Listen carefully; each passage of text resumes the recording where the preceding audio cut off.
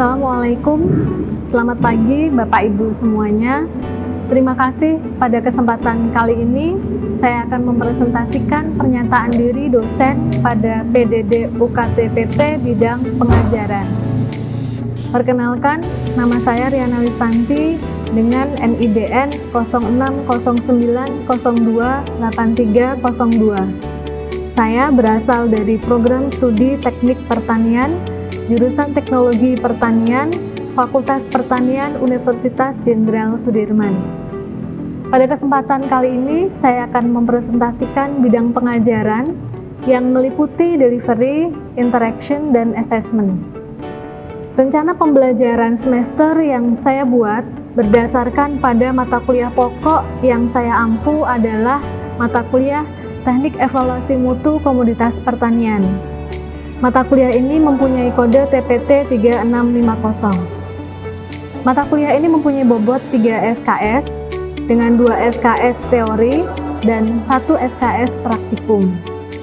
Mata kuliah ini diambil di semester ganjil, yaitu semester 5. Outline mata kuliah Teknik Evaluasi Mutu Komoditas Pertanian yang akan saya sampaikan pada kesempatan kali ini, yang pertama adalah tentang deskripsi mata kuliah, kemampuan yang diharapkan atau CPMK, materi pembelajaran, sistem pembelajaran atau metode perkuliahan, metode pembelajaran, interaksi dosen dan mahasiswa, dan sistem penilaian mata kuliah. Untuk deskripsi mata kuliah ini mempelajari tentang pentingnya mempelajari sifat-sifat komoditas pertanian agar sesuai dengan standar mutu dan perlunya memahami pentingnya teknik evaluasi mutu baik secara destruktif maupun non-destruktif yang mencakup teknik-teknik evaluasi mutu dengan menggunakan energi listrik, mekanik, dan elektromagnetik. Untuk capaian pembelajaran mata kuliah CPMK 1, mahasiswa diharapkan dapat memahami konsep dasar tentang pengertian mutu dan pentingnya melakukan standar mutu pada komoditas pertanian. CPMK 2, mahasiswa diharapkan mampu menentukan faktor yang berpengaruh pada kualitas komoditas pertanian. CPMK 3, mahasiswa mampu memahami aplikasi teknik evaluasi mutu metode destruktif dan non-destruktif pada komoditas pertanian. Dan CPMK 4, mahasiswa memahami prinsip alat yang digunakan untuk evaluasi mutu komoditas pertanian. Sub CPMK 1, mahasiswa mampu menjelaskan konsep dasar tentang pengertian mutu dan pentingnya melakukan standar mutu pada komoditas pertanian. Sub CPMK 2, mahasiswa mampu menjelaskan teori faktor yang berpengaruh pada kualitas komoditas pertanian. Sub CPMK 3, mahasiswa mampu menjelaskan aplikasi teknik evaluasi mutu metode destruktif dan non-destruktif pada komoditas pertanian. Dan sub CPMK 4, mahasiswa mampu menjelaskan dan mengoperasikan alat untuk evaluasi mutu komoditas pertanian. Adapun materi pembelajaran, berikut ini adalah materi pembelajaran yang saya berikan kepada mahasiswa, diantaranya perspektif tentang evaluasi mutu secara luas, pengertian mutu dan standar mutu, sertifikasi produk pangan dan komoditas pertanian, faktor yang berpengaruh pada kualitas pasca panen, standar mutu untuk produk ekspor, prinsip pengujian mutu, metode evaluasi secara non-destruktif, evaluasi mutu dengan cahaya NIR, evaluasi mutu dengan cahaya tampak, mesin vision, analisa respon citra, analisis respon sensor cahaya, mesin vision, sistem operasi dan perangkat, sistem penciuman elektronik sensor gas, dan sistem penciuman elektronik analisis respon sensor. Adapun materi praktikum yang disampaikan adalah tentang pengukuran tekstur buah, pengukuran kadar air buah, pengukuran konstanta dielektrik buah, pengukuran warna buah, dan pengukuran kadar Brix buah. Untuk sistem pembelajaran yang kami sampaikan menggunakan 2 metode, yaitu dengan sinkronus dan asinkronus. Untuk sinkronus, metode perkuliahan dan praktikum dilakukan secara luring, tatap muka, langsung, dan juga daring, yaitu dengan menggunakan BA Group, kemudian Zoom, Gmat, dan YouTube. Kemudian untuk asinkronus, perkuliahan, penugasan kami lakukan dengan menggunakan learning management system yang kami miliki, yaitu dengan LDRU. Semua materi kuliah, tugas kuliah bisa diakses, video-video kuliah juga bisa diakses di Aldiru Unsur. Untuk metode pembelajaran, kami menerapkan interactive learning dengan QA yang bisa dilakukan di media learning management system kami di Aldiru. Mahasiswa bisa bertanya dan kami menjawab, dosen akan memberikan penjelasan terkait dengan pertanyaan mahasiswa. Kemudian kolaboratif learning untuk metode diskusi dengan membagi dalam beberapa kelompok dan memberikan topik permasalahan studi kasus di bidang teknik evaluasi mutu komoditas pertanian, dan mahasiswa akan berdiskusi mempresentasikan. Tujuan mempresentasikan ini, mahasiswa dapat lebih percaya diri mengungkapkan pemikirannya dalam mengembangkan pola pikir yang kritis, aktif, dan kreatif. Kemudian juga dikembangkan project based learning, dikembangkan untuk memberikan studi kasus di lapangan terkait dengan persoalan teknik evaluasi mutu komoditas pertanian. Kemudian mahasiswa akan dibagi dalam beberapa kelompok. Mereka akan melakukan studi kasus di lapangan, melihat persoalan di sekitar, bagaimana tentang teknik evaluasi mutu yang diaplikasikan di tingkat keluarga, pedagang kecil, dan supermarket. Setelah itu mereka akan membuat laporan dan mempresentasikannya. Untuk interaksi dengan dosen dengan mahasiswa dilakukan dengan tatap maya, dilakukan di aplikasi Zoom. Kemudian untuk forum diskusi bisa ditampilkan di Aldiru, mahasiswa dan dosen bisa melakukan diskusi, tanya jawab. Kemudian tatap muka dilakukan di kelas secara luring dan praktikum juga dilakukan secara luring. Untuk sistem penilaian mata kuliah secara terbuka, kami informasikan di awal perkuliahan dan hasilnya mahasiswa bisa melihat dalam learning management system kami di Aldiru. Adapun untuk persentasenya, untuk ujian tengah semester 10%, ujian akhir semester 15%, tugas atau kuis 5%, kemudian praktikum 20%, dan hasil proyek PJBL 50% diantaranya meliputi kinerja kelompok, presentasi, dan laporan kegiatan. Berikut adalah referensi yang kami tampilkan sehingga mahasiswa bisa mengakses dan mempelajari hal-hal materi yang berkaitan dengan kuliah sehingga menambah wawasan mereka untuk mengembangkan pemikiran yang berkaitan dengan materi teknik evaluasi mutu komoditas pertanian. Terima kasih. Demikian presentasi pernyataan diri dosen pada PDD UKT PT bidang pengajaran. Untuk selanjutnya, berikut ini kita saksikan video proses pembelajaran di kelas dan praktikum teknik evaluasi mutu komoditas pertanian di Laboratorium Teknologi Pertanian. Assalamualaikum warahmatullahi wabarakatuh. Selamat pagi semuanya. Semuanya sehat ya? Sehat Bu. Oke, pagi ini kita akan kuliah teknik evaluasi mutu komoditas pertanian. Jadi harapannya nanti setelah Anda mengikuti kuliah ini, Anda bisa memahami, bisa menjelaskan tentang pentingnya teknik evaluasi mutu komoditas pertanian, kemudian bisa menjelaskan dan memahami pengertian mutu dari komoditas pertanian, dan juga bisa menjelaskan teknik evaluasi mutu komoditas pertanian baik secara destruktif maupun secara non-destruktif. Kalau kita melihat ada beberapa kasus ya, mungkin pernah mendengar terkait dengan beberapa produk komoditas pertanian yang ditolak, tidak diterima di luar negeri karena beberapa hal, misalnya terkait dengan bentuknya atau busuk, ada lalat dan sebagainya. Karena ada beberapa hal sehingga komoditas pertanian seperti buah dan sayur itu ditolak di luar negeri. Ini ada buah, contohnya adalah buah manggis yang busuk, kemudian ada kasus daging oplosan, daging cincang, tidak diketahui itu daging asli sapi atau ada campuran babi, itu tidak kelihatan. Ini beberapa kasus ditemukan demikian. Kata kuncinya di sini adalah kualitas, kemudian juga teknologi terapan yang tidak dimiliki oleh petani kita. Jadi untuk bisa memproduksi komoditas pertanian yang baik menjadi olahan yang baik itu dipengaruhi oleh beberapa faktor, sehingga ini dari serangkaian ini akan mempengaruhi kualitas produk yang dihasilkan dan menentukan keputusan konsumen apakah akan menerima produk itu atau akan menolak gitu. Nah, berkaitan dengan definisi mutu ya, definisi mutu pangan.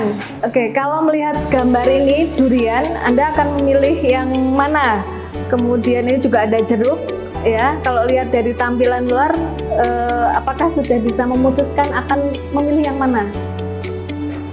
Oke, Maria mungkin bisa berpendapat.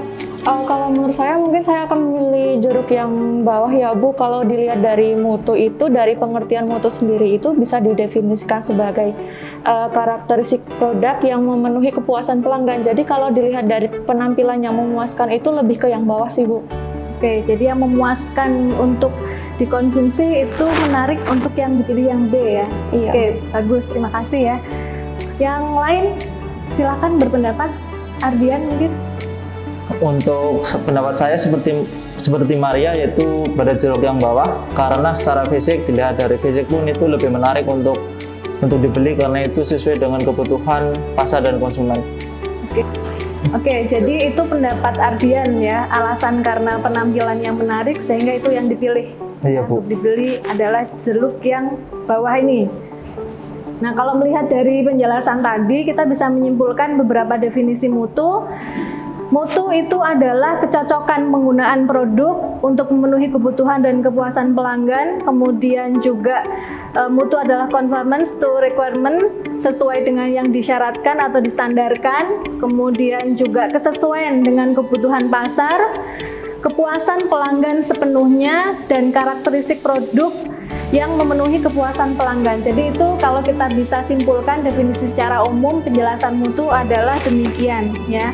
Nah, berkaitan dengan paradigma mutu, apa sih yang dimaksud dengan paradigma mutu?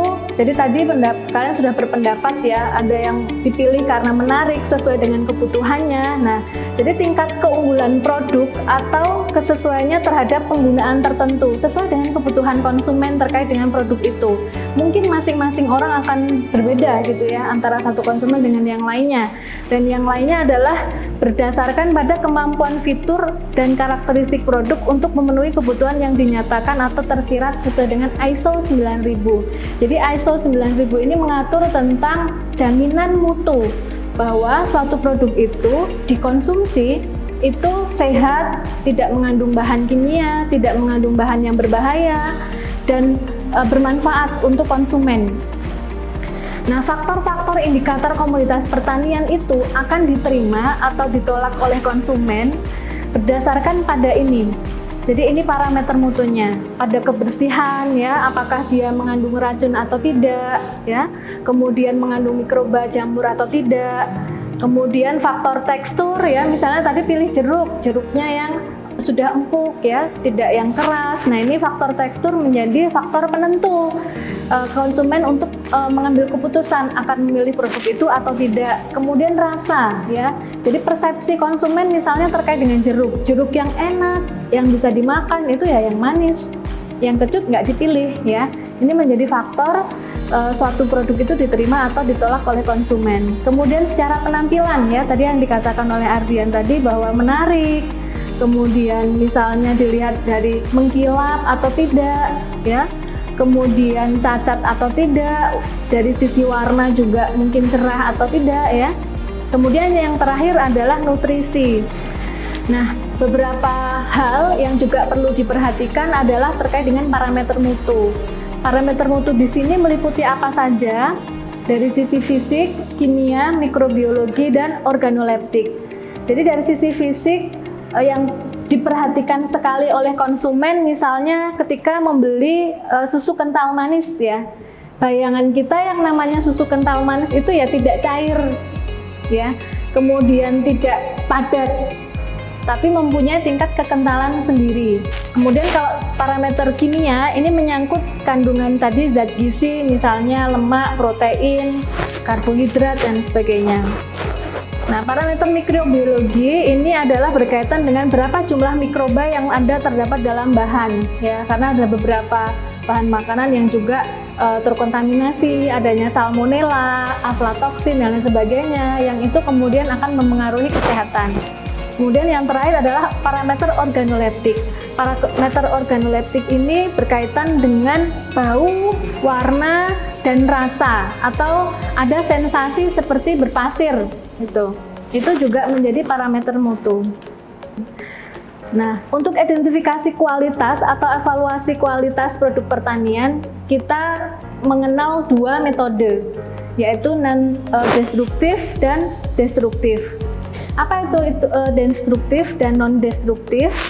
Kita lihat contohnya, contoh yang metode destruktif atau merusak. Jadi misalnya kita pengen tahu buah ya, buah tomat ini. Ini buah tomat sebetulnya tingkat keasamannya berapa sih? Diukur dengan apa? Nah, kalau secara destruktif, kita pasti akan merusak tomatnya. Kita blend dulu, blender, kemudian kita ukur menggunakan dengan pH meter. Jadi kita bisa melihat kandungan keasaman, tingkat keasaman dari tomat ini dengan melihat kandungannya dengan pH meter. Oh sekian, ternyata nilai pH-nya 4 gitu. Ini tapi dengan merusak. Setelah itu dia tidak bisa digunakan lagi ya produknya. Jadi kalau sampelnya banyak, butuh datanya banyak, dia tidak akan bisa digunakan lagi. Ini. Nah, kemudian bedanya apa dengan non-destruktif? Kalau non-destruktif berarti dia tidak merusak produknya ya. Dalam jumlah sekalipun yang banyak, itu kita bisa melakukan tanpa merusaknya. Misalnya kita ingin melihat kandungan warna atau mengukur warnanya ini sebetulnya merah atau merah sekali atau sangat merah atau cukup kuning, itu bisa dengan alat yang namanya color reader atau chromometer. Jadi cukup dengan menempelkan ini di ujung alat ini, nanti kita bisa menembakkan cahaya langsung. Ini portable, jadi bisa dibawa kemana-mana, bisa dipakai, dan sampel bisa digunakan lagi. Nanti di dalam alatnya ini ada informasi dia tingkat kematangannya berapa, warnanya gitu ya, warnanya merah atau hijau atau kuning. Nah, seperti itu. Ini bedanya yang destruktif dan non-destruktif. Untuk informasi lebih lanjut, mungkin Anda nanti bisa klik ya link-link yang saya sampaikan di sini. Nah, untuk food quality evaluation, seperti yang tadi saya sudah jelaskan, ada dua metode, tradisional dan optical metode. Dengan tradisional dengan sensori evaluasi, dengan analisis kimia dan analisis mikrobiologi. Sama ini dengan yang destruktif ya. Nah, dengan optical metode ini beberapa contohnya adalah ultraviolet, kemudian dengan pemanfaatan gelombang elektromagnetik. Jadi mungkin Anda pernah belajar tentang gelombang elektromagnetik ya di mata kuliah fisika. Nah, ini menggambarkan bahwa pada range panjang gelombang tertentu di sini ya, ini bisa digunakan panjang gelombang ini sekian nanometer, bisa dimanfaatkan untuk mendeteksi mutu dari komoditas pertanian. Jadi pada contohnya adalah pada panjang gelombang visible. Visible itu terletak dia di 390 sampai 750. Kemudian juga ada near infrared, ini 750 sampai 1300. Kemudian nanti ada short wave infrared, ini sampai 2500. Prinsipnya seperti apa? Jadi prinsipnya begini, ini ada cahaya masuk ya, ini cahaya. Kemudian dia mengenai produk di sini misalnya tomat ya. Tomat di dalam buah ini dia mengandung banyak sekali komponen senyawa ya. Ada air, ada karbohidrat, ada lemak. Ini dia mengandung molekul-molekul. Kalau air molekulnya apa? H2O. Nah, ketika ada cahaya masuk, kemudian tomat ini mengandung komponen-komponen ini ya, ada H, ada O, dia akan bergetar, merespon cahaya yang masuk tadi. Nah, respon itu ada yang kemudian namanya diserap, ya, diabsorb sama produknya ini.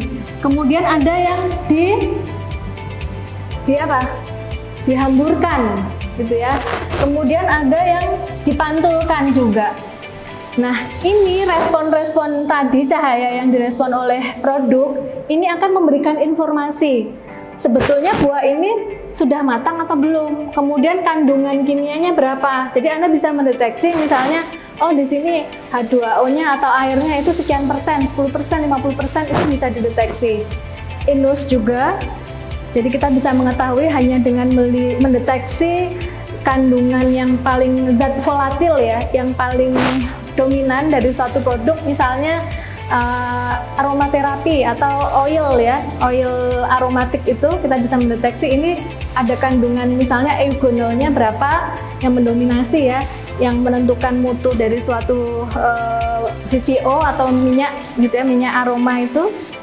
Maka ini bisa dideteksi, prinsipnya sama. Jadi di dalam alat ini banyak sekali sensor ya, jaringan-jaringan yang bisa mendeteksi kandungan dari suatu gas ya di dalam suatu produk yang informasinya, outputnya adalah informasi tadi, banyak sinyal-sinyal yang akan dibaca oleh komputer atau suatu program untuk mendeteksi, oh kalau dia programnya nanti seperti ini sinyalnya gitu ya, dia ada kandungan amonianya misalnya. Ini semuanya bisa dilakukan tanpa merusak dari produknya. Ini beberapa referensi yang mungkin Anda nanti bisa baca untuk mendalami lebih lanjut. Banyak sekali jurnal, artikel di jurnal yang belajar tentang tadi non-destructive testing ataupun yang destructive testing. Oke, sampai sini mungkin ada yang ingin ditanyakan? Ibu izin bertanya, Ya. untuk kelebihan dari metode non-destruktif itu apa saja ya Bu?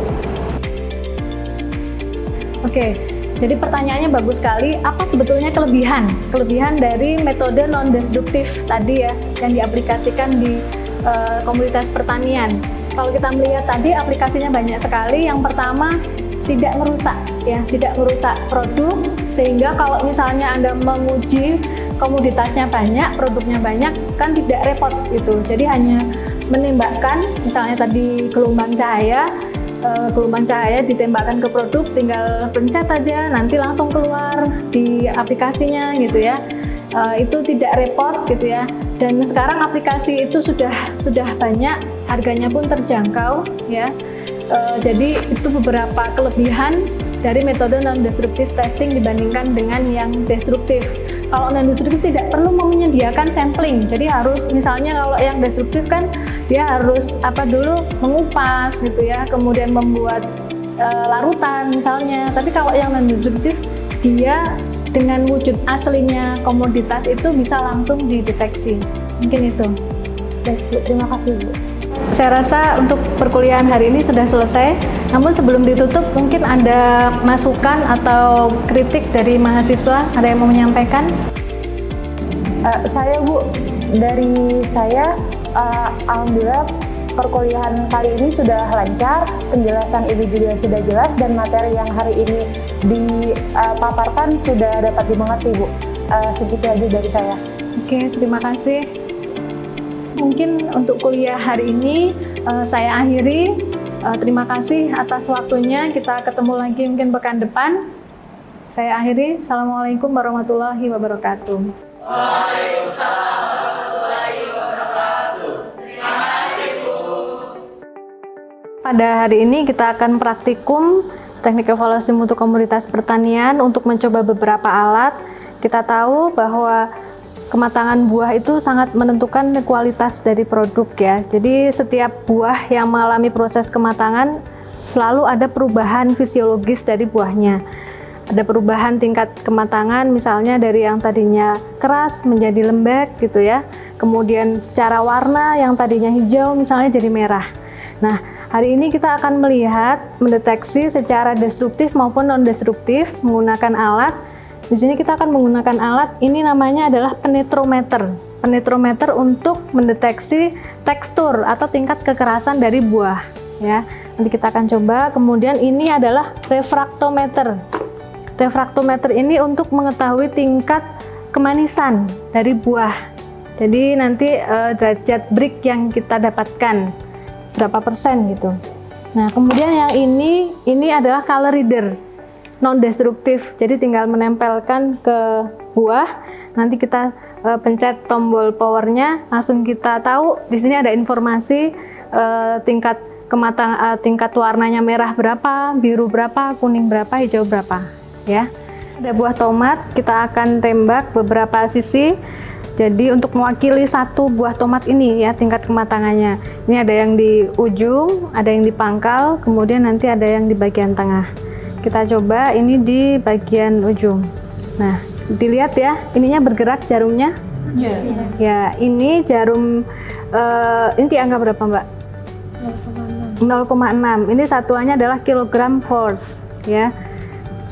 Ini untuk bagian ujung. Kemudian di bagian pangkal sama, kita tinggal meletakkan ujung ini ke sini. Nanti ini jarumnya akan bergerak. Untuk mengembalikan ini, kembalikan dulu. Ya. Nah, ini berapa angkanya? 0,5. Kemudian di bagian tengah kita kembalikan ya, kembalikan ke 0. Nah, ini berapa? 0,4,5. Nanti untuk perhitungannya tinggal kita ukur dulu. Kita ukur diameter dari buah ini. Nanti itu jadi luas. Nanti kita lihat perhitungannya. Kemudian ini untuk penetrometer untuk apa tadi? Ukur? Ya, tekstur atau kekerasan. Namanya apa? Penetrometer. Ini secara destruktif. Oke, yang kedua ini adalah refraktometer untuk mengetahui kadar Brix atau glukosa dari suatu produk ya.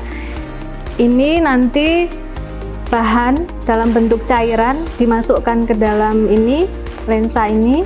Ini harus penuh isinya. Kita tutup nanti kalau sudah, nah baru terbaca di sini. Ini untuk mengepaskan gitu ya. Kalau kan kadang nggak kelihatan ininya angkanya. Nah, ini bisa diputar-putar sampai kelihatan angkanya yang di dalam. Nah, untuk itu pertama kita harus merusak produknya dulu, kita belah. Kita ambil airnya. Kita potong. Untuk kita ambil airnya. Kemudian kita masukkan. Oke, ini kita terletakkan di sini air dari tomatnya. Tidak perlu banyak, cukup ini sampai tertutup mengenai lensa ini. Kemudian setelah itu kita tutup. Setelah tutup, ini harus sampai rapat, tidak boleh bergelembung kelihatan di sini karena nanti akan pengaruhi hasil. Nah, setelah itu kita lihat, kita intip di lubang ini, boleh menggunakan mata kanan atau mata kiri. Nah, ini sudah menunjukkan ada angka di sebelah kiri. Nanti dia pada batas di mana ini menunjukkan kadar Brix. Mungkin bisa dicek, ada yang mau nyoba? Itu angka 5. Di angka 5. Iya, Bu. Kelihatan ya? Ya. Ada yang mau nyoba? Angka 5, ya. Oke, itu ya, itu dengan menggunakan refraktometer. Jadi kita bisa tahu ini kadar Brix-nya adalah 5%. Karena tomat mungkin dia tidak terlalu manis ya, agak rendah ya kadar Brix-nya. Nanti mungkin bisa dicoba untuk yang kir, pasti akan beda hasilnya. Nah, nanti kalau sudah selesai ini bisa dibersihkan menggunakan alkohol. Kita akan mengukur warna dari tomat ini. Kalau biasa kita bilang warna itu mungkin hanya hijau, kuning, merah ya. Kita tidak bisa tahu sebetulnya nilai dari tingkat kematangan itu berapa warnanya. Nah, kita akan menggunakan alat namanya color reader. Ini caranya, ini kita nyalakan tombol power ya. Kemudian ini di sini ada tombol ya. Ini nanti yang digunakan untuk menyalakan alat ini kalau sudah didekatkan ke produk. Nah, untuk mengukur nanti untuk mewakili semua bagian dari ini bisa di ujung, di pangkal ya. Kemudian di bagian kanan kiri. Nanti tinggal dirata-ratakan saja di jumlah. Nah, ini ya. Ini jadi sudah pas di titik yang mau kita ukur. Kemudian kita pencet. Nah, ini kalau sudah bunyi seperti itu berarti dia sudah terekam di sini. Ini ada huruf L, A, B+, B+. Ini menunjukkan kalau L tingkat kecerahan ya, kemudian yang A ini tingkat kemerahan, yang B ini tingkat kuning atau hijau gitu. Nanti masing-masing buah pasti akan berbeda nilainya. Ini menunjukkan kondisi internal sesungguhnya. Jadi secara nyata angkanya berapa sih gitu. Kalau secara visual kan kita cuma bisa lihat ya, ini warnanya hijau, coklat atau kuning atau merah gitu. Demikian deskripsi singkat dari saya, semoga dapat memberikan gambaran pada bidang pendidikan dan pengajaran. Terima kasih. Assalamualaikum warahmatullahi wabarakatuh.